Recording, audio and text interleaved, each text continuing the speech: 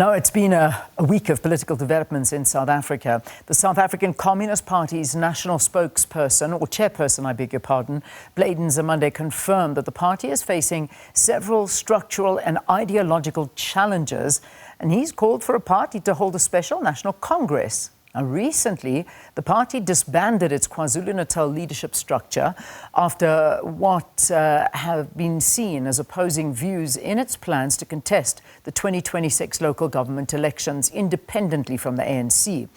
To talk more about this story and many other developing political stories, we are joined by Professor Sethulego Matebesi, who's the political analyst and head of the Department of Sociology at the University of the Free State, and then SABC News senior political reporter Samkele Maseko. Gentlemen, always a pleasure. Thank you very, very much for joining us on the program.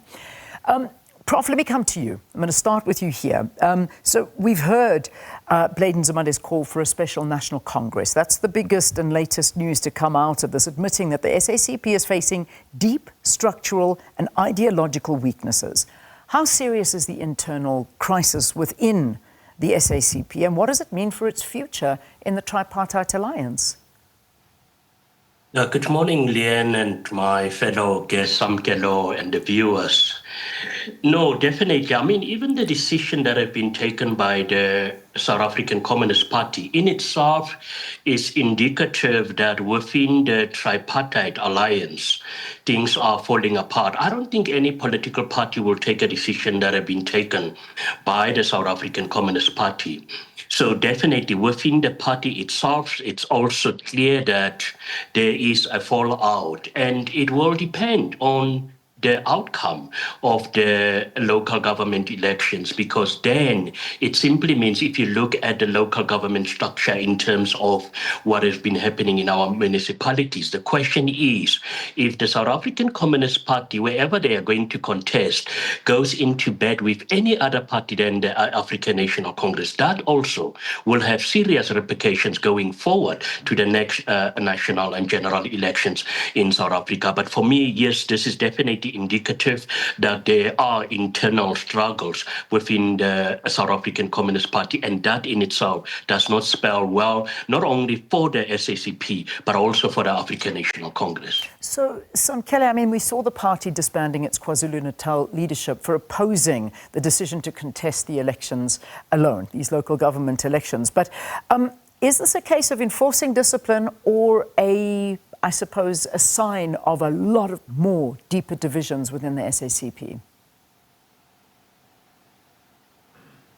Indeed, it's a sign of a lot more deeper divisions within the South African Communist Party. If you look at the trajectory, particularly of a Jacob Mamabulo in Gauteng as an example, who's the provincial secretary, he has also been very clear that it's wrong for the South African Communist Party to go and contest the upcoming local government elections. I've seen also a letter by Justice Pitso, who is a former ambassador to Cuba of South Africa, who hails from Limpopo, who is a personal friend of Solema Paela, bemoaning Nzimande's open letter, saying that it is cycling up and riling up the ground of the South African Communist Party to go and rebel against the General Secretary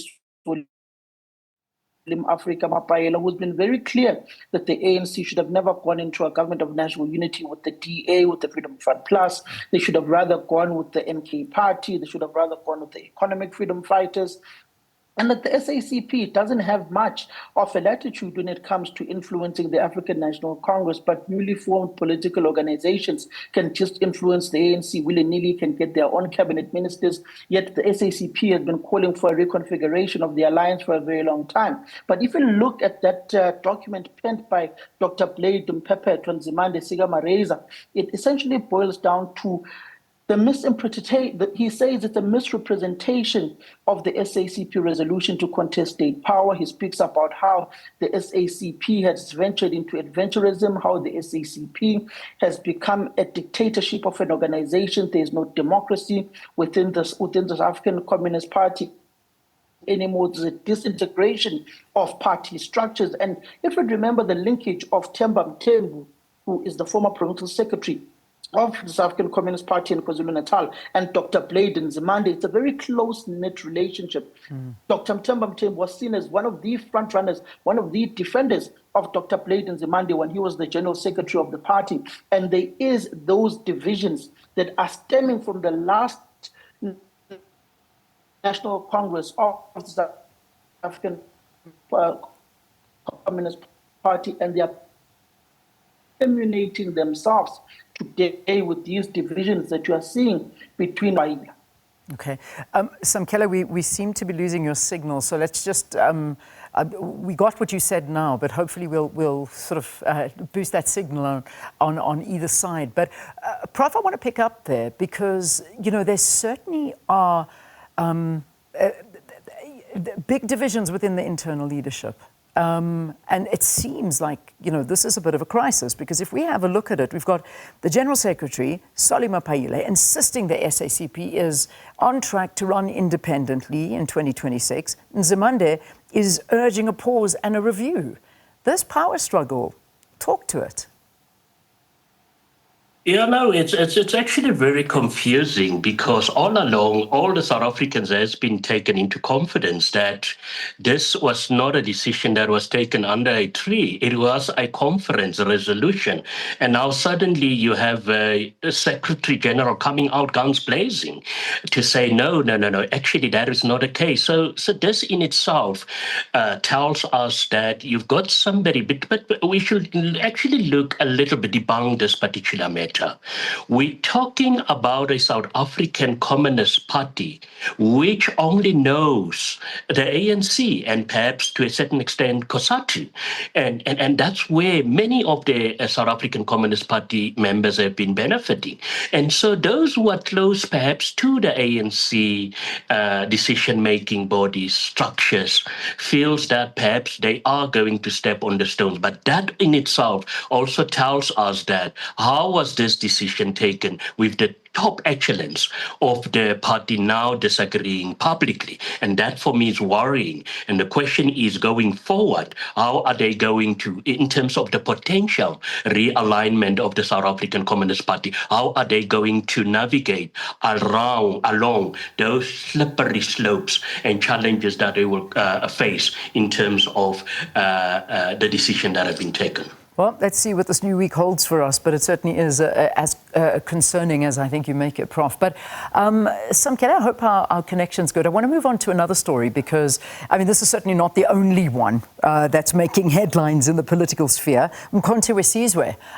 If we look at that, we've got, of course, former President Jacob Zuma's movement making headlines in terms of its deputy, Dr. John Hlophe, being suspended, reports of a missing 70 million rand from the party's parliamentary funds.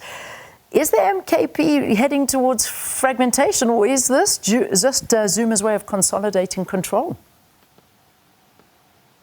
If we look at what has happened with the MK party since its formation, it's been chaotic. It's been one problem from another. It's been chopping and changing of leadership, like one changes their socks. And it just tells you that the official opposition within the country at this point in time is not yet coherent, it's not yet united.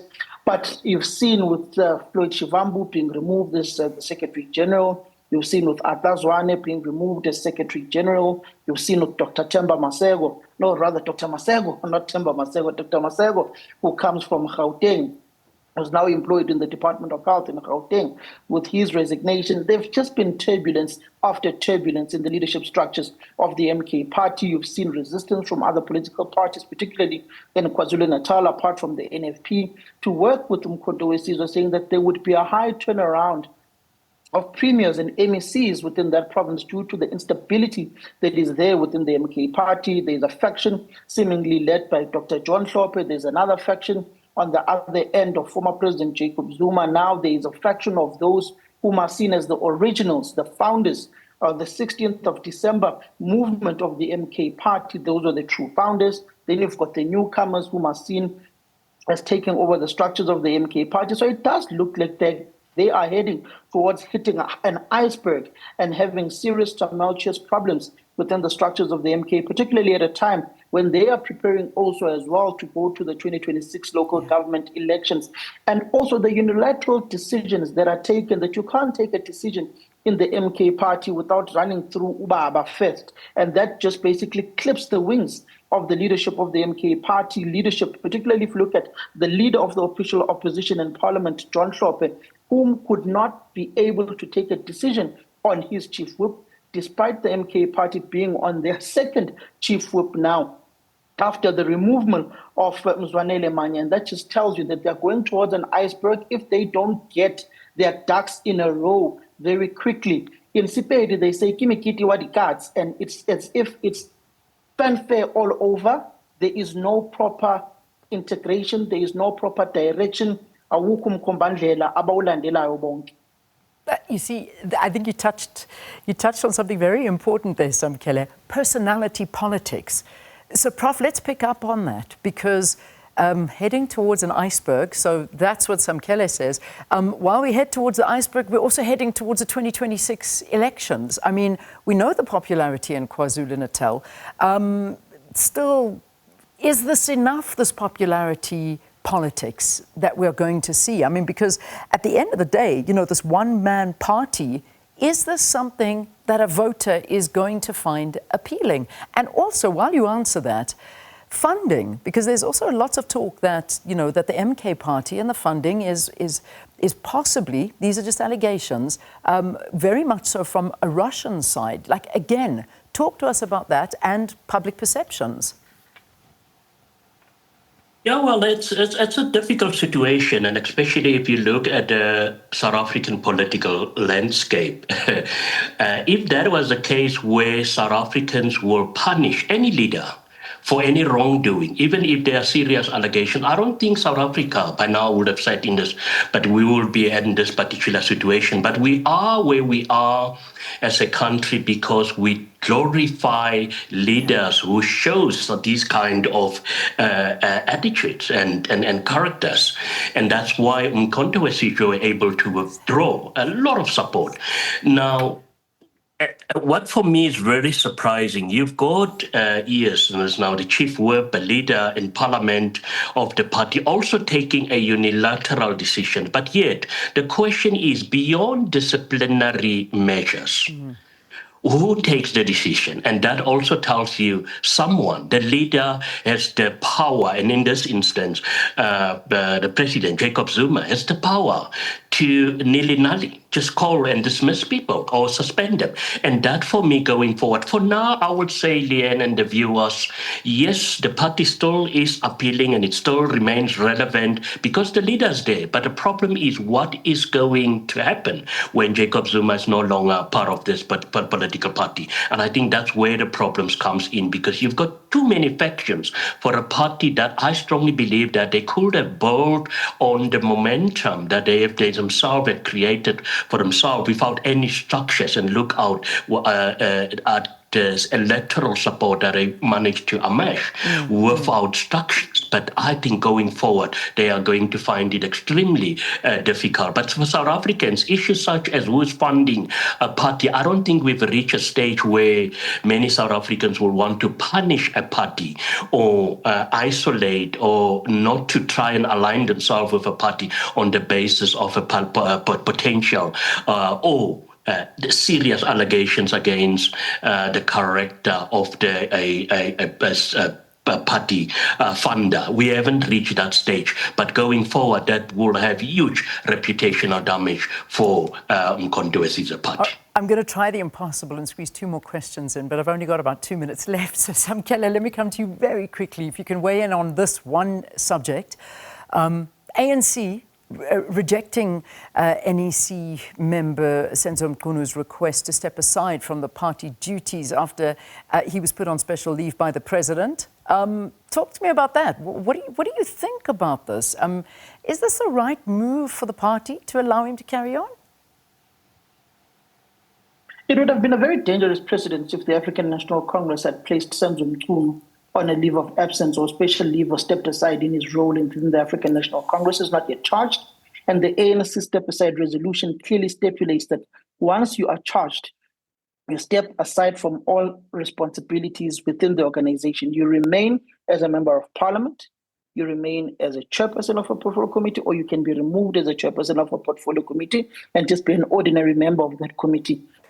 But to remove them within the structures of the African National Congress, most ANC leaders are accused of something, somewhere, somehow, some way. And it would entirely mean that the entire National Executive Committee and ex-officio members, provincial secretaries, provincial chairpersons, they all stepped aside.